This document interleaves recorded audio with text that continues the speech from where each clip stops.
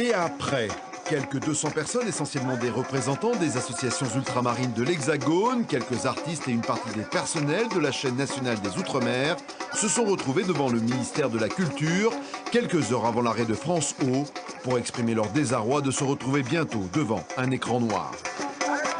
France O m'a beaucoup fait voyager, énormément, dans les pays, dans les territoires que je ne connais pas.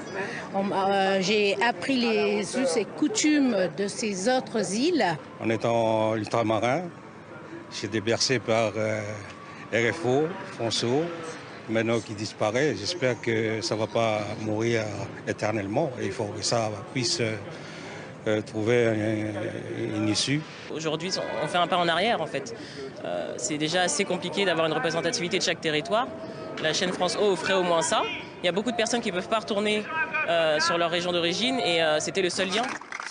Derrière les regrets de voir s'éteindre France O, les participants ont tenu à interpeller le gouvernement sur la place des Outre-mer, tant dans le paysage audiovisuel national que plus largement dans l'ensemble de la société française. J'ai fait partie de ceux qui ont travaillé sur le pacte de visibilité.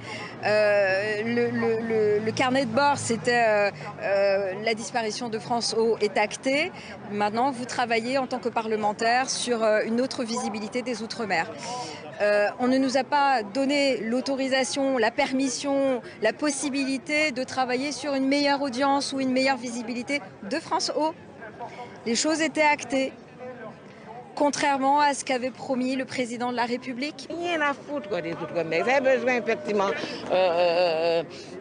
la Polynésie pour aller faire leurs essais. Nous, effectivement, on sert de vitrine. Mais ils n'ont rien à foutre de nous quand ils font un truc comme ça. C'est un mépris, mais vraiment, qui me prend à la gorge. La position des Outre-mer, c'est quoi? La position des Outre-mer dans l'histoire, en fait, on est venu nous chercher. Donc, quelque part, il faut nous assumer aussi jusqu'au bout. On nous a laissé un outil, qu'on nous enlève comme ça du jour au lendemain sans savoir pourquoi. C'est dommage pour nous. Quand sont abordées les alternatives à la fermeture de France O, portail des Outre-mer sur Internet et pacte de visibilité sur les autres chaînes du groupe France Télévisions, les organisateurs s'étranglent. On nous dit qu'on va avoir un programme hebdomadaire ou par mois, on va mettre un peu d'ultramarin par-ci, un peu d'ultramarin par-là. C'est complètement du pipeau.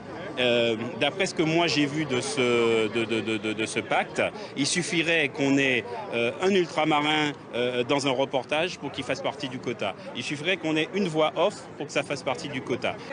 Et le collectif et les associations ultramarines de l'Hexagone de réclamer un rendez-vous avec la nouvelle ministre de la Culture, Roselyne Bachelot, pour exiger à la fois un sursis pour la chaîne France O, comme c'est le cas pour France 4, et surtout pour lui remettre une série de propositions destinées à augmenter de manière beaucoup plus significative la visibilité des Outre-mer sur l'ensemble des médias français de service public, radio et télévision. Et qui nous permet de renouer le